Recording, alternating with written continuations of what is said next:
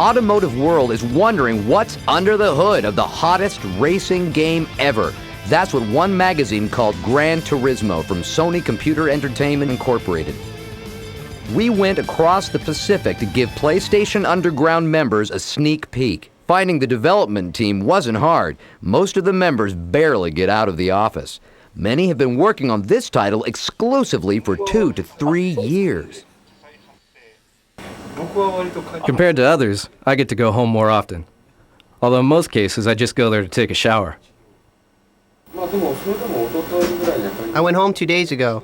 I usually go home twice a week. I've been planning this game for 6 years, but there was no technology right for it until Sony released the PlayStation. At that point, I felt very lucky. We assembled this team as we created Motor Tune 1 and 2. Those games were experiments for certain features in Gran Turismo. I wanted to make the ultimate racing game for motorsports and automobile culture.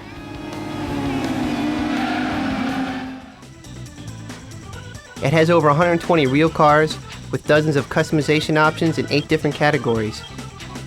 11 racing tracks are included. I did the main programming. We take car physics to a new level.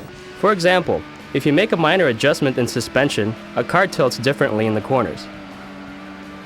Each car is modeled to handle just like its real-life counterpart.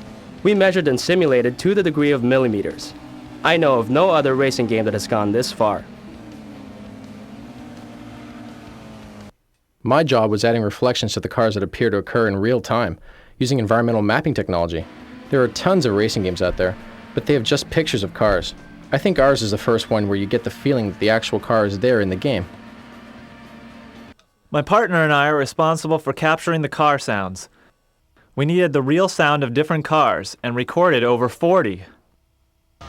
I was the one who got into the passenger seat with the DAT recorder and the microphones. I've probably done close to 200 laps on the speedway. The big challenge was where to put the microphones. One went inside the hood, the other went in the trunk, as close to the exhaust pipe as possible. I put the best car I ever owned in the game. I bought it just after college, a Nissan R32 Skyline GTR. Unfortunately, in real life my car passed away after a huge crash. I feel like crying when I see it in the game. I was taking a turn at 130 miles per hour and tail slid 300 to 400 yards, bouncing rail to rail. When I finally stopped, the entire piece of the car in front of me was gone.